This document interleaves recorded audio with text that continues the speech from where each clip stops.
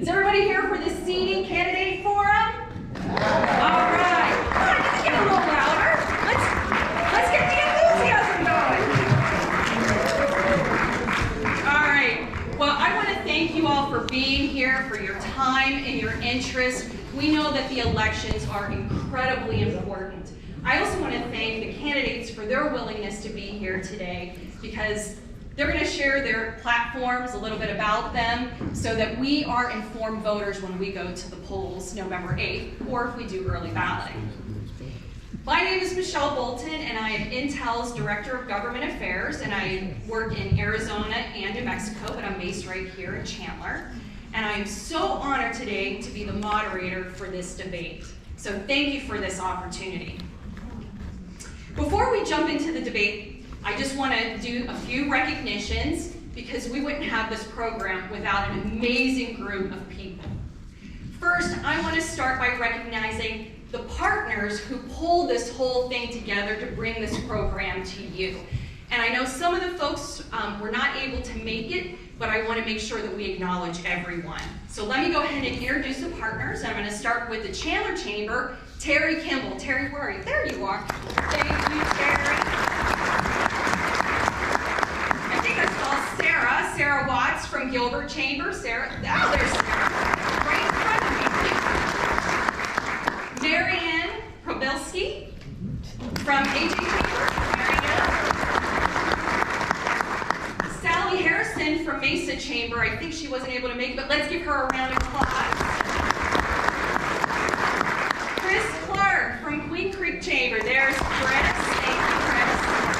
And last but certainly not least, John Lewis from East Valley Partnership. John lives here. All right. This group put just a tremendous amount of work and effort into this to bring this program to you. So really, thank you guys so much for this. Next, I also want to recognize that we can't do this type of programming without the generous support of our sponsors. And at this time, I would like to invite Gary, oh, there's Gary Fenton from WeSERV, which is the West and Southeast Realtors of the Valley organization. And Gary, please, I'd like to offer a few minutes for you to offer spot remarks.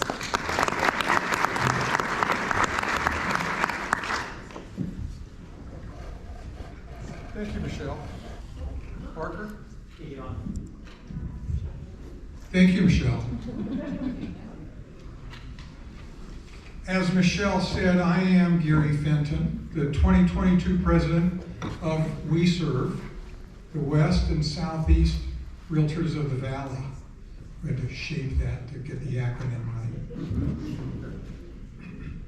WeSERV is a member-driven, not-for-profit organization that exists to serve and provide resources and education to its members to foster community and business growth.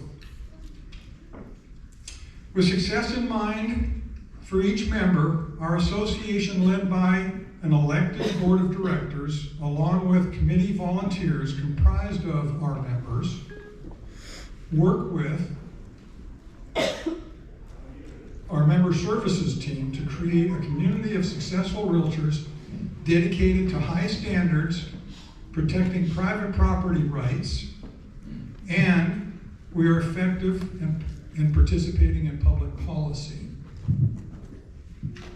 WeSERV has served realtors and real estate providers and the public in Chandler and the East Valley since 1946.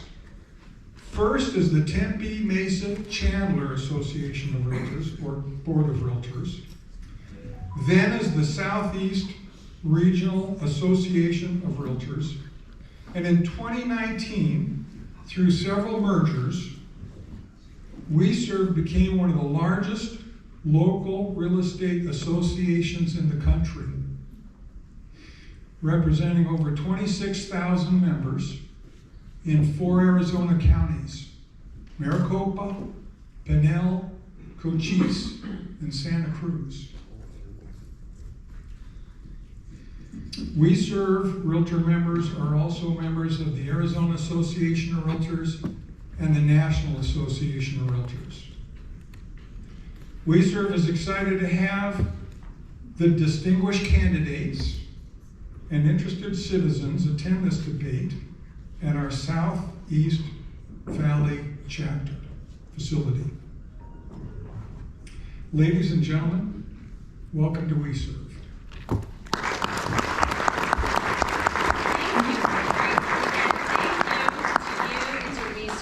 For offering this beautiful space. Is this space not awesome or what?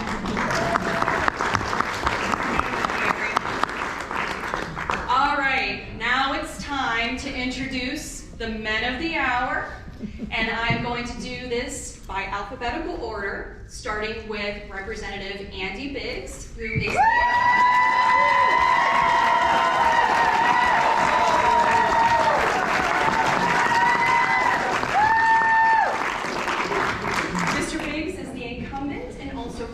the Republican.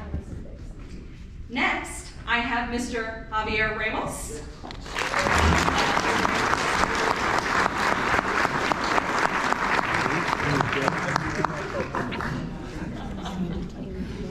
And he is running as a Democrat. Welcome, Mr. Ramos. Running, literally running. And then finally, Mr. Clint Smith.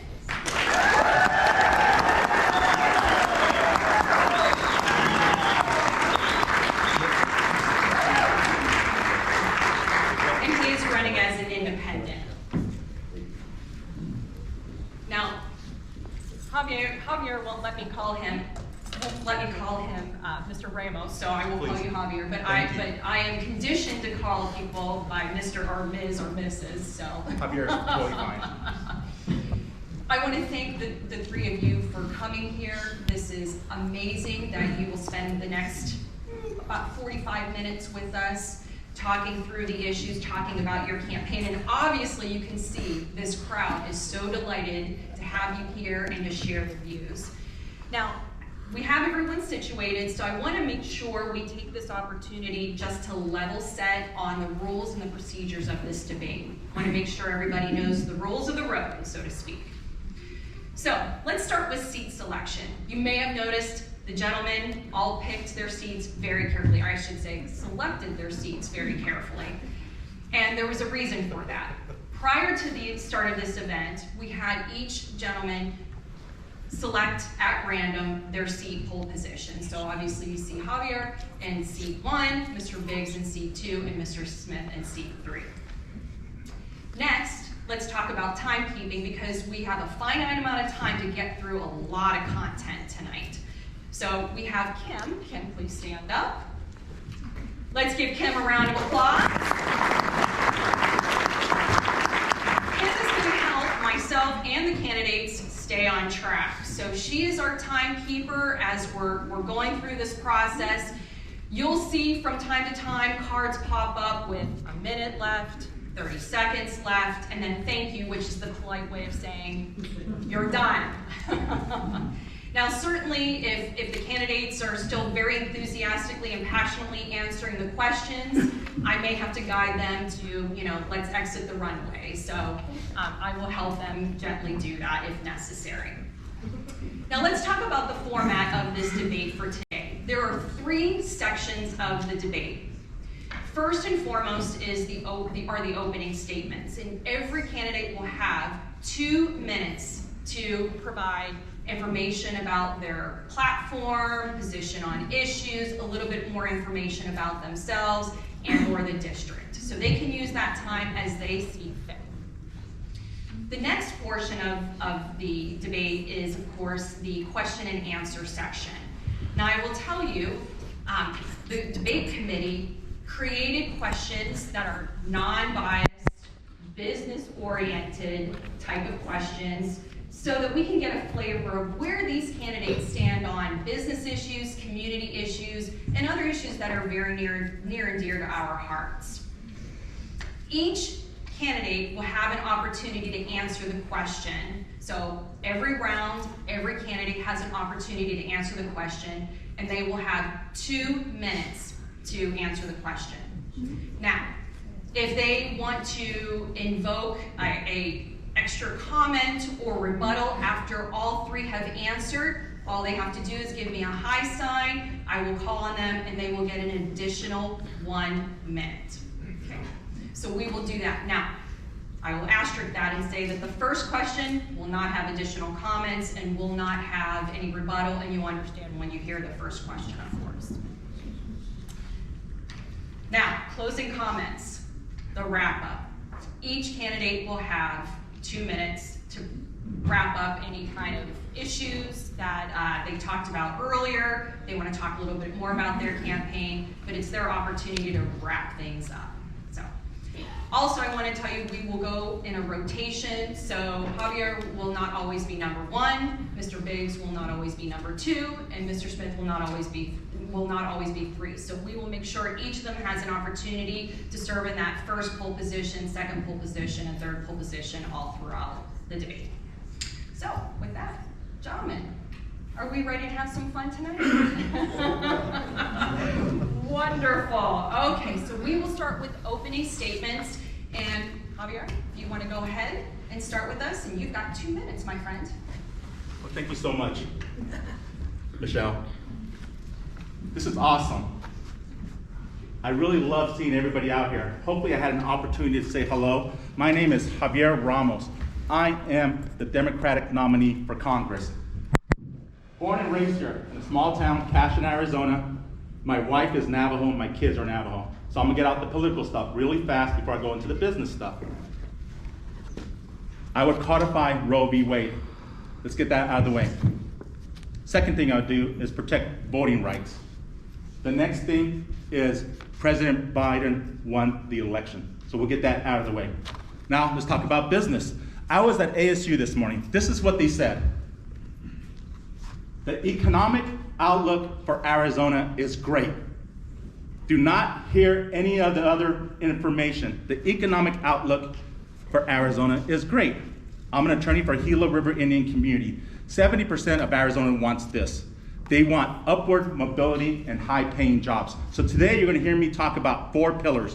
One is the Infrastructure Investment Act, the CHIPS and Science Act, my ideas to uplift the 4 regional airports that we have, including Skybridge at a Mesa Gateway Airport, and finally, the most important thing that is facing our state is the Colorado River.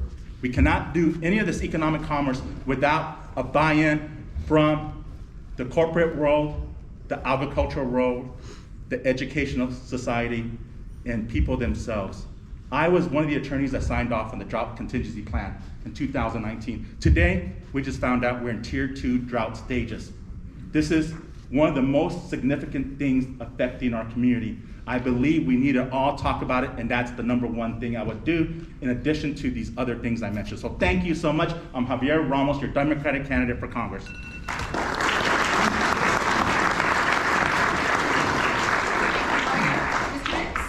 Thank you. Thanks for holding this. My name is Andy Biggs. I'm the Congressman from Arizona's 5th Congressional District. I'm an Arizona native as well, born and raised in Tucson. For the last 36 years, my wife of 41 years, Cindy, and I have lived in Gilbert. We've raised our 6 children and our 8 grandchildren here. And since I've been in Congress, I am a leader. I'm a leader in Congress. I've been very successful. I've passed 4 pieces of legislation that are bipartisan in nature. One of those bills is the Ashland Mike Amber Alert and Indian Country bill that's credited with saving 6 Native American lives. I've been asked to serve as a committee chairman my freshman year. I think I was the only freshman asked to do that in a subcommittee. I am now serving as the ranking member of the Crime, Terrorism, and Homeland Security subcommittee on the Judiciary Committee. I was the chairman of the House Freedom Caucus for 2 years. I am currently in my 4th year as a co-chairman of the Border Security Caucus.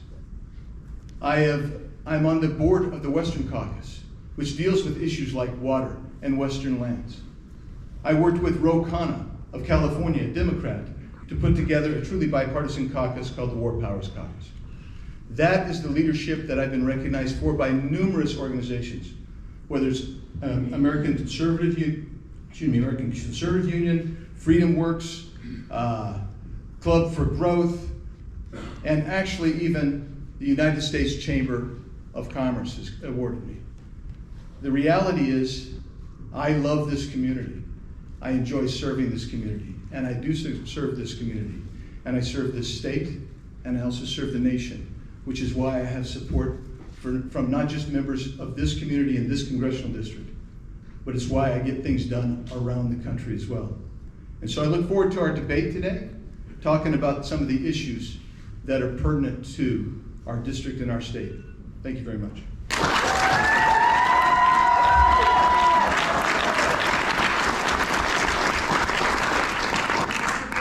Mr. Smith. Thank you, Michelle. And thank you for being here. This is a great moment for democracy in our district. And I'm really honored to be here. The chambers have done a good job putting this together, and what a great thing. I'm not a politician. I'm a business guy. I've practiced law for 37 years here in the Valley. I've had offices in Queen Creek and in Apache Junction and in Chandler and in Mesa. And I've been here a long time. I raised my family here, where our kids went to public school at Mesa High. And I love this community. This is a great place to live. I'm running here as an independent because I saw what happened on January 6th, 2021, and I was horrified. This is not the solution to our problems, that kind of violence, political violence, and it arose because of a big lie that our congressman still will not acknowledge that the election was lost by Joe Biden. That election was lost by our former president, Donald J. Trump. And most of the people in our district believe that that's the case. And so this is why I'm representing the people. It's true. And the people in our district, the rational people in our district do not believe the big lie. They want us to get down to business. So what we're going to do here is we're going to get down to business. There are things that need to be done. They need to be addressed, and they need to be reached across the aisle. It can't just be completely partisan. That's not the solution. Solutions are found when you talk to other parties and you reach solutions that people can agree on and we can actually make progress. Those are the kinds of things that are not happening right now, and we have some big issues. We are facing a water crisis. We are facing a border crisis, and we are facing immigration problems that go far beyond just securing the border. I'm here because we need to address those problems, and that's why I'm running as an independent.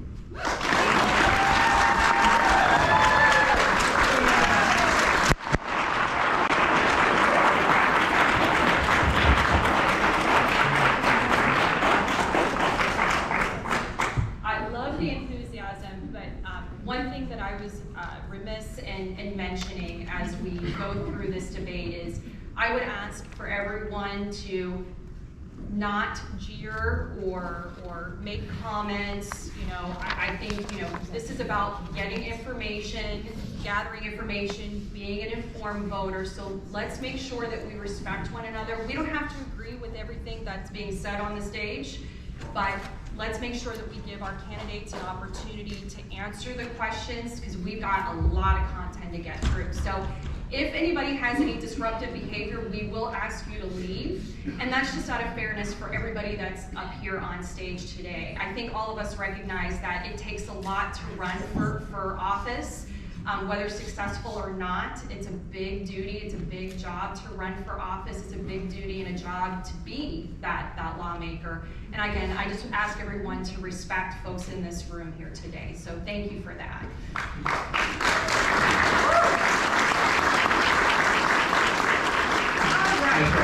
Can I just reiterate that for my volunteers and for my supporters, please, if you have, please no jeering. It's just not respectful to the congressman or Mr. Smith. Thank you. Thank you. I appreciate that. All right, gentlemen, so first question, again, just as a reminder, everyone has 2 minutes to answer. No rebuttal or extra comments for this round. So Mr. Biggs, we're gonna go ahead and we're gonna start with you on this round. And the question is, what are your top 3 priorities if you are reelected to Congress? Thanks very much. The first priority, I think, which is obvious, is inflation and the energy crisis that we have going on. Phoenix metro area is one of the top 2 or 3 in inflation rates, real inflation rate in the country today. And there are ways to attack that. And so we can get into more specifics, and I will hopefully if I can get toward the end of the 2 minutes. The other is border security. Another report just came out today. Nearly 200,000 people again crossed our border between the ports of entry illegally. There are millions of people that have done this during the Biden administration. And the Biden administration has welcomed them in. And right now, we are seeing opioid overdose crisis that's happening because of it. We're seeing criminal activity that's coming in because of it. And we're also seeing people on the terrorist watch list that are coming in. That's people that we know of. There are also gotaways and unknown gotaways. All of that is taking place under this administration. We have to get the border under control. And the third most important thing for me, and it will always be an important thing for me, is to be pro-life and protect the life of the unborn child. I will always stand for that. So now, how do you deal with energy? First of all, you have to increase the number of leases that you allow to be out there. You cannot do what the Biden administration is doing. The Biden administration, on one hand, is saying, we're going to grant these leases and we're going to open it up. But at the other hand, they're saying, we're going to increase the extraction tax. That disincentivizes the energy companies. I've talked to energy executives. That's the good benefit of being the incumbent, is I get to talk to these individuals who run these companies, and they say, we simply will not increase our drilling, exploration, or extraction. The next thing is you have to go to refining. We haven't built a new refinery in decades. This has got to happen. Thank you very much.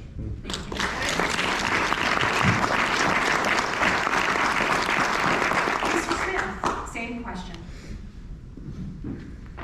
Immigration, water, and the economy. Those are the big three. I want to talk about immigration just for a minute. Some of you know that in 2011, an unknown politician to be named Jerry Lewis took on a very high-profile Republican named Russell Pierce, who was the president of the Senate at the time, in a recall election. The reason for that race and that effort was that there was a wave of anti-immigrant legislation that had been going through our Arizona legislature, and there was a pushback against that. It was a little too far, at one point even suggested that people born here in the United States should not be citizens. That's a constitutional thing. Can't happen. You can't change that with the Arizona legislature. When I heard that that was going on, I decided I wanted to jump into that race. But I found out that a guy was already recruited for that. His name was Jerry Lewis. And I became a co-chair of Jerry's campaign. I care about our immigrant neighbors. They are not all rapists and murderers. There are good neighbors. There are many of them the valedictorian of their high school class, and they're paying out-of-state tuition at Arizona State University. That's a big deal to me. Immigration is a major thing that needs to be not just the border secured. It does need to be secured, no doubt about that. But we also need comprehensive immigration reform.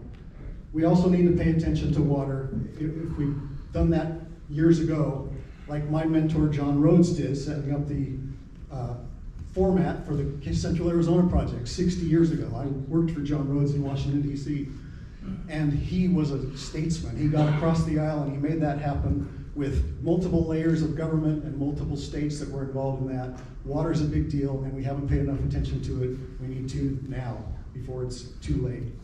And the economy, of course, there are lots of things that have happened in the economy. We do need to be less dependent on foreign oil and all those other things. I actually agree with Mr. Biggs on most of the issues on the economy. Those are my three priorities. Great. Thank you, Mr.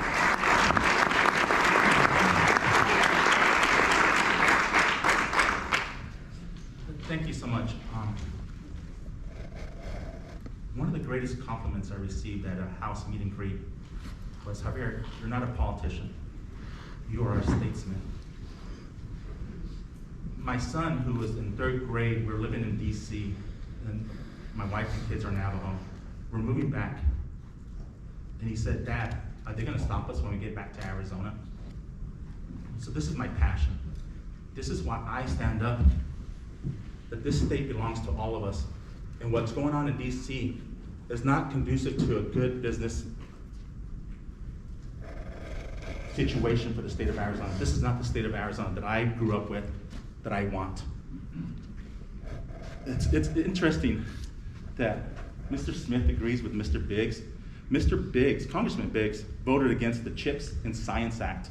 So is this what we're hearing, that Mr. Smith is also against the CHIPS and Science Act? The CHIPS and Science Act would provide billions of dollars to the state of Arizona. I spoke with the general manager of Intel this morning. Just by the way, he mentioned that he's gonna vote for me.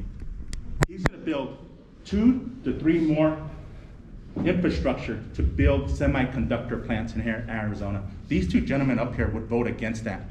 I would, once I'm your congressman, vote for this to bring back our federal tax dollars that belong here to the state of Arizona.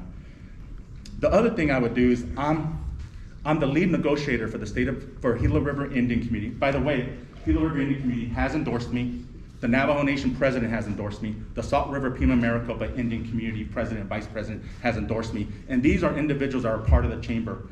Gila River, I'm the lead negotiator for the I-10 widening project between Ahwatukee and Casa Grande. So the Infrastructure Investment Act would really resolve the last portion of the funding that we need for that I-10 widening.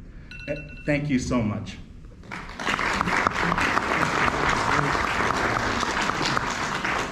All right, now we go into the round where 2 minutes apiece, and if any candidate wants to use their 1 minute, they can invoke that by just giving me the high sign after every candidate has answered at least their 2 minute portion. So question number 2, and Mr. Smith, we'll start with you.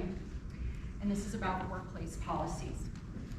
Government has and continues to define the parameters for business workplace policies, for example, hiring, firing, compensation, leave.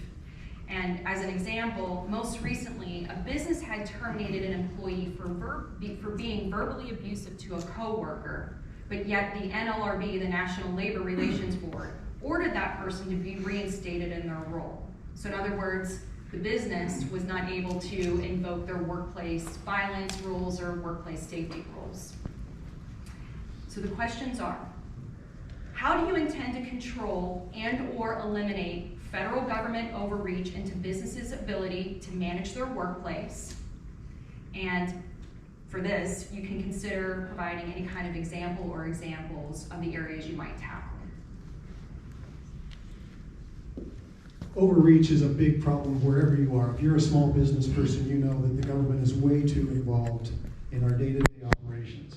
And that's, the National Labor Relations Board is one of the worst culprits, in my opinion. We've got to be careful of how those people are regulated. The problem with these agencies is they are judge and jury.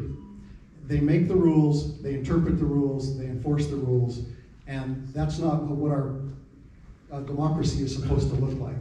As an attorney, I've practiced for many years and I've done a lot with administrative agencies, and I've seen how they can completely go off the rails and make life miserable for the people that they're supposed to be protecting. And this is one instance that I can see.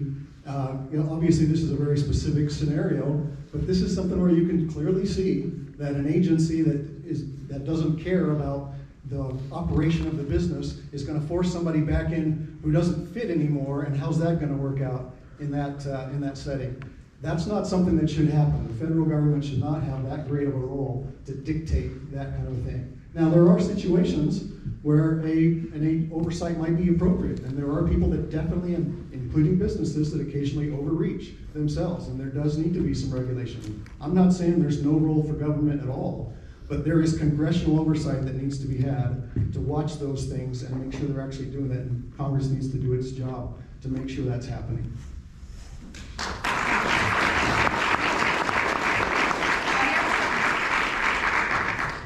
Can I repeat the question? Sure. I'm gonna just, do you want me to repeat the whole thing or just the question itself? Oh, just the question, sorry. All right.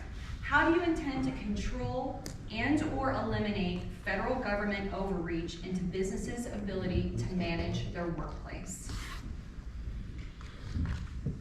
That's a very interesting question, and I thought about this, and it's just not, I think there's a difference between small businesses and huge corporations.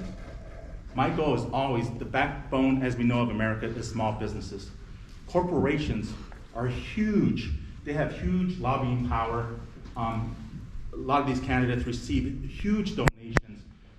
I worked in DC for 7 years. Us here at this level, we have no say in our government when corporations have already been considered human beings by Citizens United, which is a Supreme Court case, and they can get huge amounts of money. So to answer the question, the National Labor Relations Board with any government entity, I would soften the rules for small businesses and let small businesses thrive.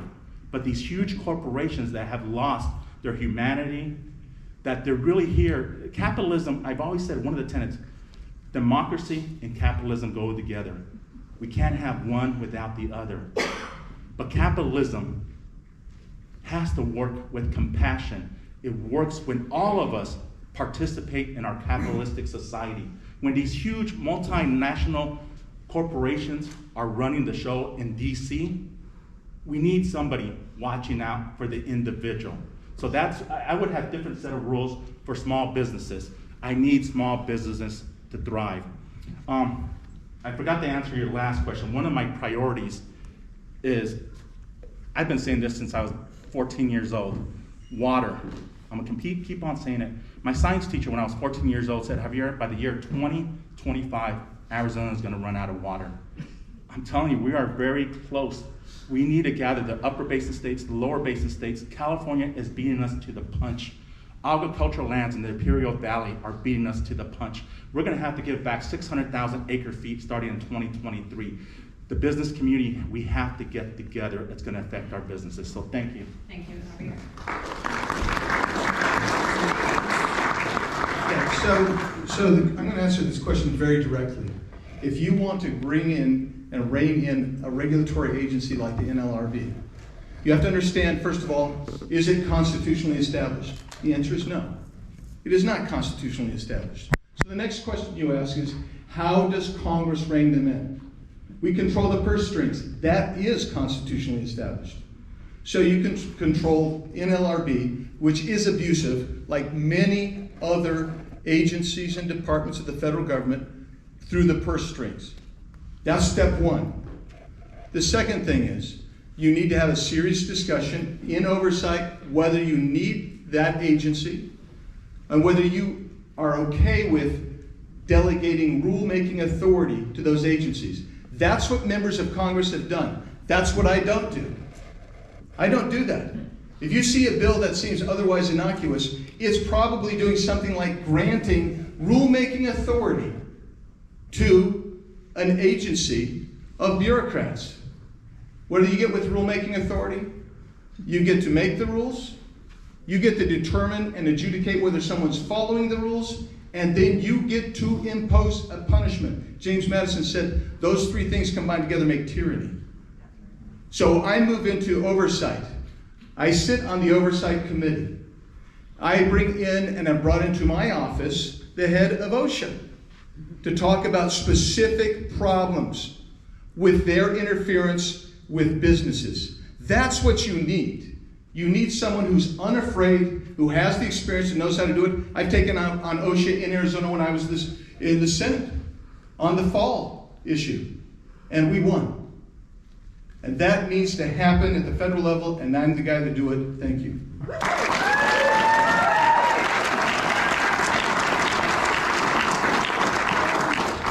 going to do a quick peek down the line. Anybody need to invoke their minute?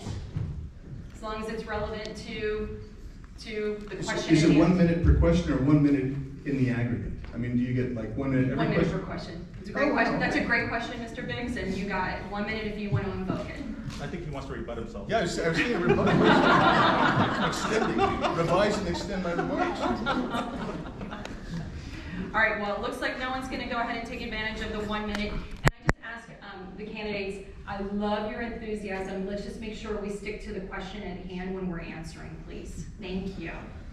All right, question number 3. Javier, you're going to be up first, and here's the question. As we know, Arizona is among the fastest growing states in the country. Of course, growing states have a need for infrastructure and natural resources. 2 questions. What do you believe is the federal government's role in meeting those needs? And what role do you play in helping to secure those needs? Do I get 4 minutes if there's 2 questions? Nice try. So thank you. The federal government is doing a lot right now to meet the needs of Arizona and its growing populations. I'm gonna keep on bringing it up. The CHIPS and Science Act that just passed Congress, they're providing $52 billion in subsidies for corporations. And Arizona has the ability right now to be the center of a new American semiconductor ecosystem. Arizona State University is trying to meet those needs because the population is not gonna meet the requirements of those semiconductor businesses. As I said earlier, we're gonna have 2 to 3 new semiconductor businesses here in Arizona. We do not have the wherewithal in our educational system to have enough individuals to meet those needs. In talking with the Intel personnel, he indicated that we're gonna have a 1.2 trillion loss in revenue if we do not meet this need. So what I would do in Congress, I would join in the Appropriations Committee, one of the Appropriations Committee. As Congressman Biggs knows, there's 12 in the House and 13 in the Senate. I would definitely join one of the Appropriations Committee to fully fund for transportation purposes. I really am interested in Skybridge, which is the Mesa Gateway Airport. It's gonna provide a 1-day turnaround for commerce between Mexico, the United States, and possibly Canada. I would fully fund Mesa Gateway Airport. I will look to fully fund Chandler Regional and whatever they want to do with international work. In addition, I would fully fund Falcon Airfield, subsidize them for new towers. Lastly, Pegasus Airport is the last airport in our district. I said earlier, I am the lead negotiator for the I-10 widening project. That's gonna open up our whole corridor here from Ahwatukee to Casa Grande. So thank you for the question. Thank you, Javier.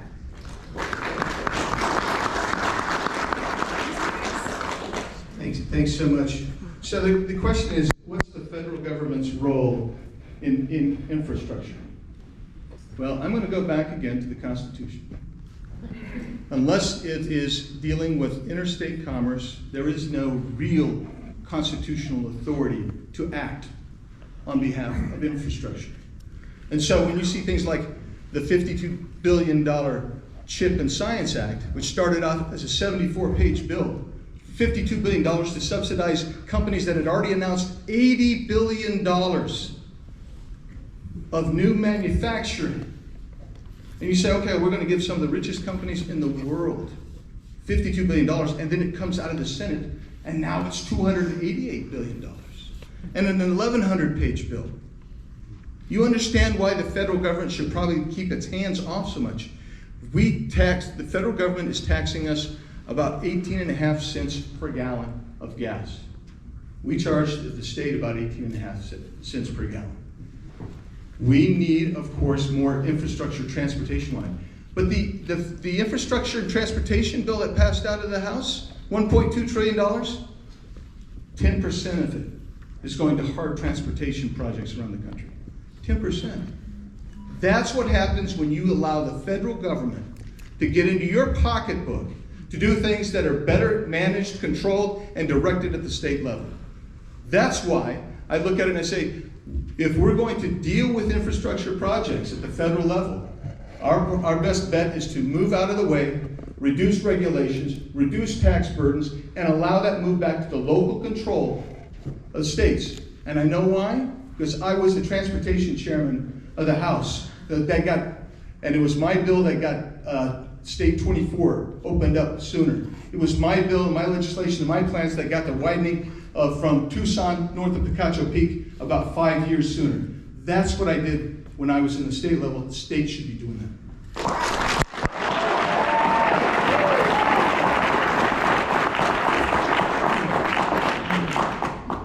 The federal government has a limited role in this. Last I looked, airports do deal with interstate commerce, and that is something that needs to have some federal funding. Now, they should be working with the states and the local governments, which is a missing piece in a lot of this. Sometimes the federal government says you're either going to get money or you're not going to get money, but we're not listening to what you really want or what you need, so they just do it. And that's the problem with the federal government being involved. They can't really decide all these things from Washington, D.C. It needs to be considered. The local people who are in the trenches need to have a voice in how these things happen. And when that happens, really good partnerships can develop. And partnerships are needed. This is something that needs to be more widespread. I feel like too many of our federally elected officials are not really paying attention or talking to the local people, and if they don't, we don't meet the needs that are actually happening here. So this is one thing that I feel like the federal government needs to recognize, and specifically Congress. We have people here in this room who would love to have a voice in how we handle some of that money that comes from infrastructure, or to say, here's what we need or what we don't need. But what we don't need here in this scenario is, as our congressman has done in the past, just to say, it's all socialist, I'm not going to participate in the process at all. And that has been what the history has been in our district.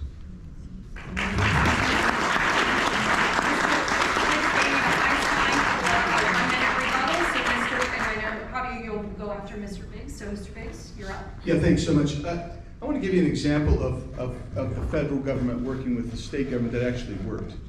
At Williams Gateway Airport over here, their tower was woefully antiquated. And so I went up in the tower and I worked with our delegation.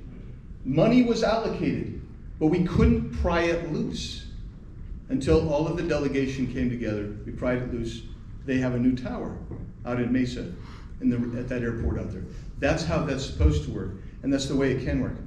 I also need to just clarify, there are not 12 appropriations committees in the House of Representatives. There's one. There are supposed to be 12 bills. There's not been 12 bills that have been made to the finish line since I've been in Congress. I don't think I'm the cause of that, but it is, in my experience, it's come out as an omnibus. That is the problem with relying on the federal government for everything from your transportation infrastructure, is they cram it in and they Christmas tree it up, and that's the problem. Thank you. Thank you.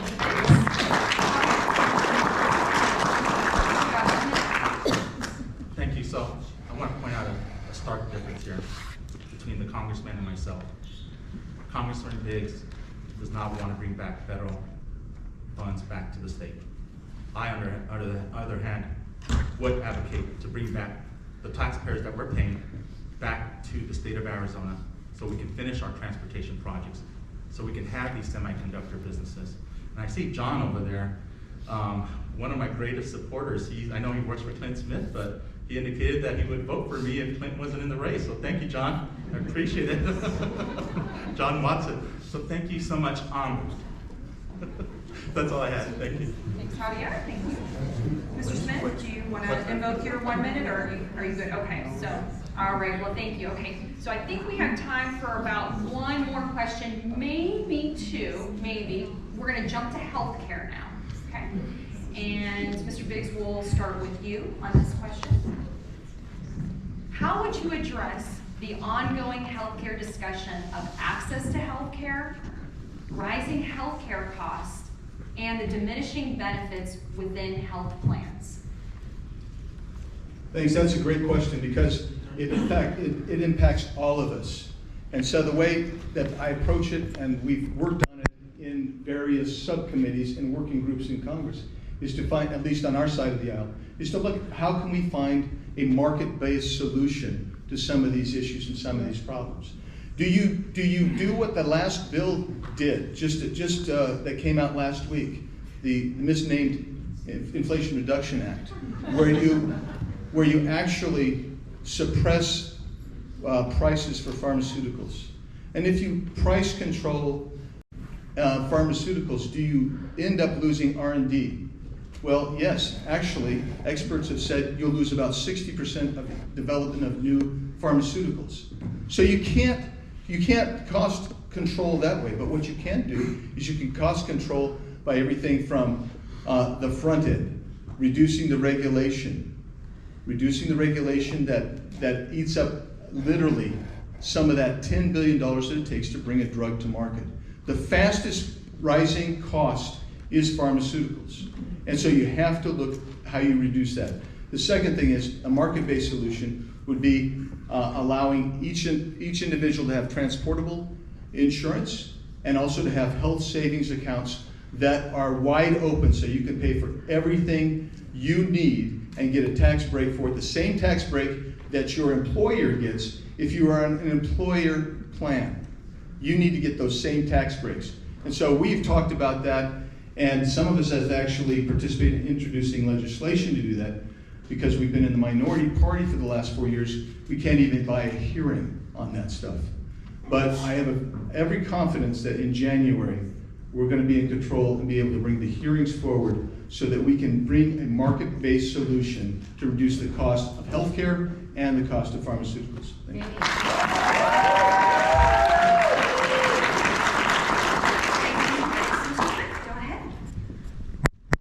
I'm all for market-based solutions if they work. They don't always work. This is a problem in the pharmaceutical industry in particular, where there's obscene profits and very little oversight, and there needs to be a different way to approach that. In my practice, I practiced law for 37 years here in Arizona, and part of this was working with regular people who needed to file bankruptcy. They were out of money, they had no job, they had all kinds of things that happened in their lives, and lots of those people were driven into that by medical bills that they had no control over, and in fact, in many cases, didn't even have knowledge that they were going to get hit with a medical bill until it was too late. That was a tragic scenario, and lots of people who have otherwise been successful in their financial lives and in their life in general have had their lives ruined by medical bills. So we've got to have some kind of oversight on that. There needs to be a role to play for the government. It is not, by the way, to get between people and their doctors, but it is to say, pharmaceuticals, let's limit. Let's do the thing with insulin. Why can't we have, we're not still R&D insulin. Why can't we make that affordable for people? Why can't we let Medicare negotiate prices? That's what the bill included. Unfortunately, it was packaged with some other things, and maybe that people are objecting to, but if we could carve those kinds of things out and knock off the nonsense with the omnibus bills, we could actually get something done that would bless people's lives. That's what people are looking for. They want to have some help and not just have it given to them. So that's what my solution would be.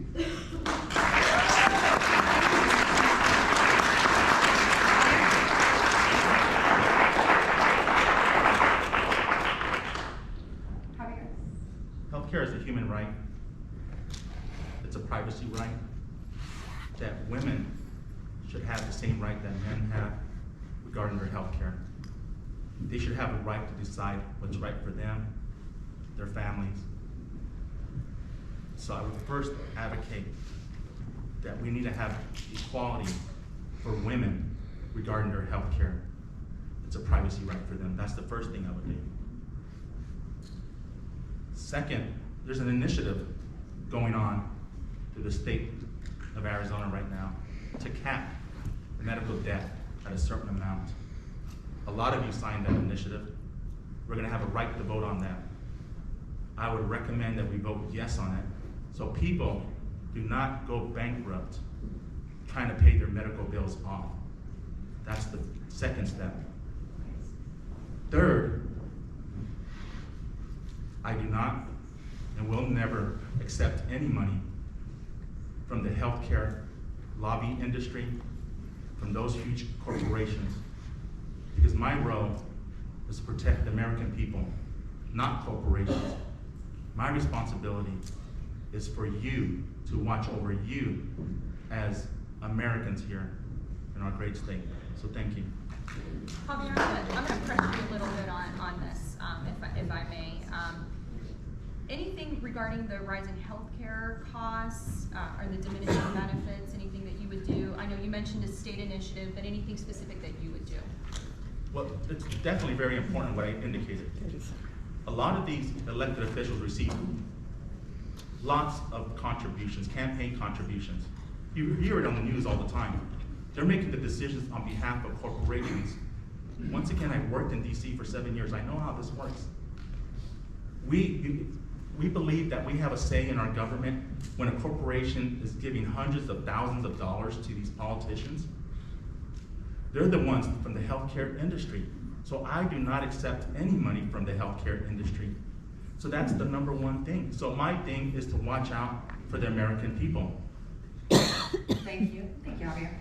Okay, sorry, you would invoke that? Go Yeah, ahead, thanks. Mr. I just want to mention a couple other things that I think are important for a market-based solution. Number one is transparency of costs. And so when one of my friends up here had mentioned sometimes you need to maybe have oversight there, government oversight.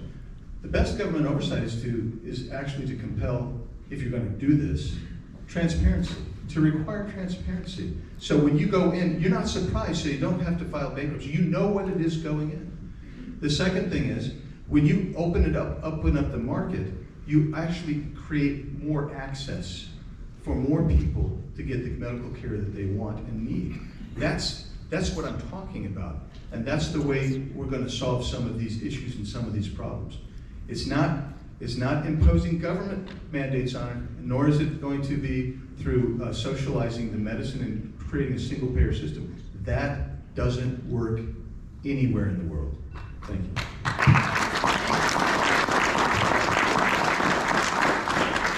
Look to Mr. Smith or Javier, if you want to use your 1 minute. Okay, great, thank you.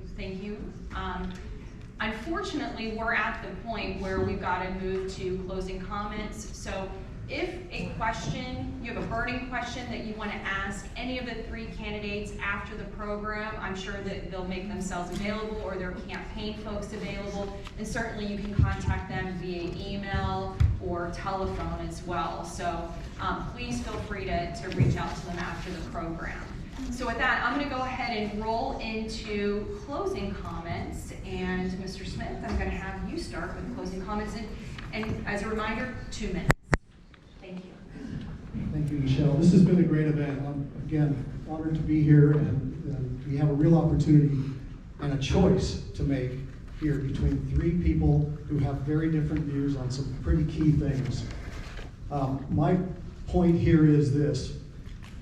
The majority of the people who live in our district are somewhere in the middle of the political spectrum.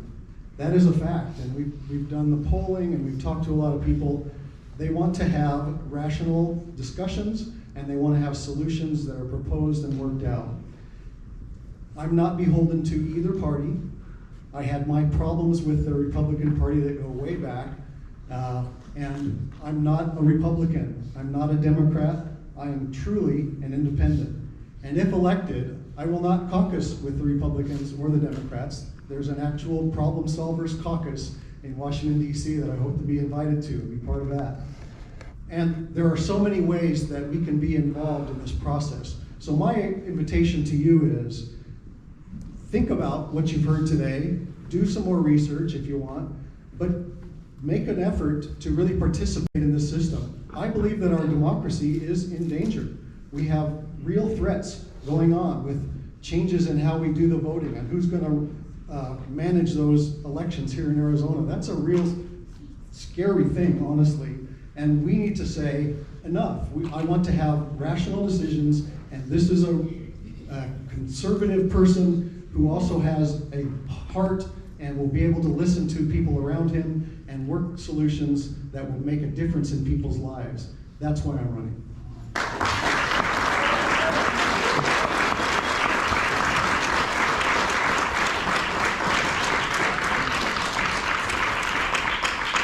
Thank you, Mr. Smith. Javier? I think it's Congressman Biggs. That order? We're looping right around. So. Around. Well, thank you, Michelle. Thank you, Mr. Smith. Congressman Biggs. I appreciate the opportunity to be up here, and thank you, everybody out here. I'm Javier Ramos. I'm the Democratic nominee for Congress, and I really appreciate this opportunity. Being born and raised here, Spanish being my first language, my mom won Bilingual Teacher of the Year. My brother's a Mesa paramedic firefighter. My dad fought in the Vietnam War. He's buried in the military cemetery up north. My brother fought in the first Gulf War. We're the example of the American dream, the America, the Arizona that we want. Once again, I'll repeat, we have stark differences here. I'm the only candidate up here that's really going to protect Roe v. Wade, protect our voting rights, and has a plan forward for the Colorado River. I would definitely subsidize Governor Ducey's plan to desalinate water out of the Gulf of Mexico. That's only one aspect. There's also a conservation aspect that we have to work with Intel. We have to put water back into the Colorado River at Lake Mead and Lake Powell to have a sustainable future. But I'm the only candidate up here who has city, state, federal, international, and private experience as an attorney. The only candidate up here who actually has boots on the grounds on working on infrastructure projects, the I-10 widening, the 202 South Mountain Freeway. I was able to negotiate the V. Cueva Way exit. I'm the only candidate who has real life experiences that can actually accomplish these things. People talk, and talk, but I'm actually a candidate who just looks out for you all. Mr. Smith talks about not being beholden to anybody. I actually don't receive any donations from anybody. I did this with $2,400. I'm your Democratic candidate for Congress. I'm trying to show us that this state, this country belongs to us, not to these individuals, not to the politicians, not to the corporations. So thank you, and I hope you vote for me. Look me up, ramosaz.com, and you'll be amazed with the story and what I stand for. So thank you so much for coming out. Thank you, Thank you so much. Yeah, we appreciate you being here tonight, and appreciate the Chambers for putting this on. Now I want to talk water for just a second, because I don't really talk water. The other guys have talked about water.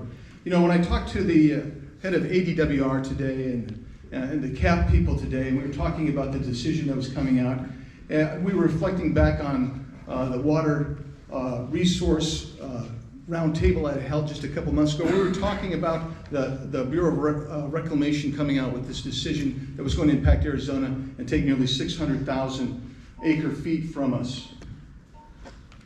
I thought, I'm so glad that I'm involved, because I know what's going on over in the LA Basin.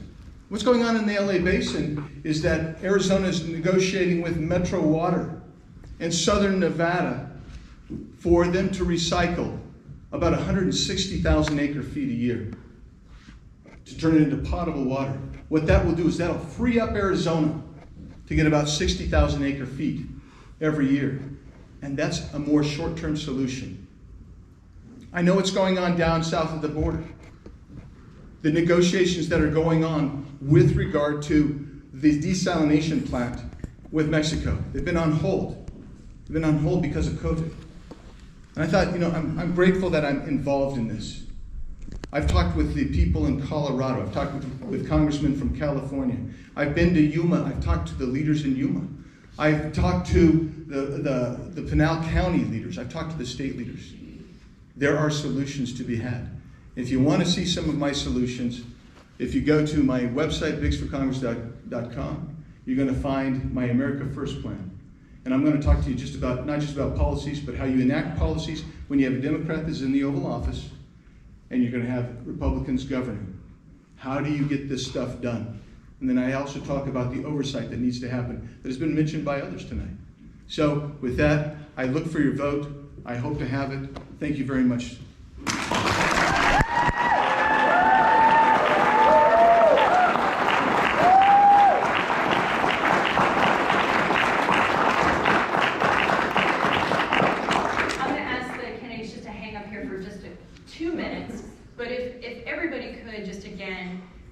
Thank these three gentlemen for their time and effort today to impart their time.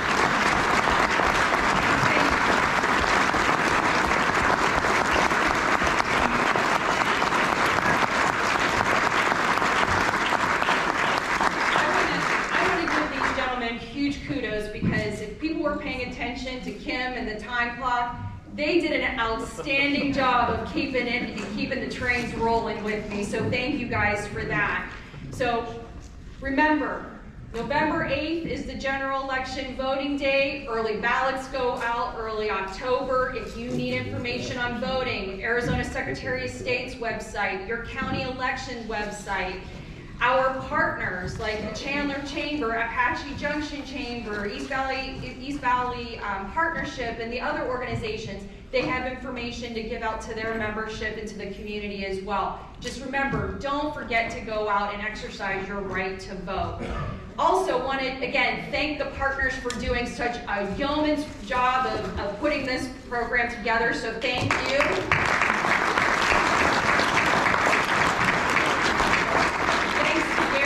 WeSERV again for being such a generous sponsor. The Avian Center, amazing spot, so thank them as well. And I want to thank you, so why don't you give yourselves a round of applause for being informed. Thank you, and have a wonderful night.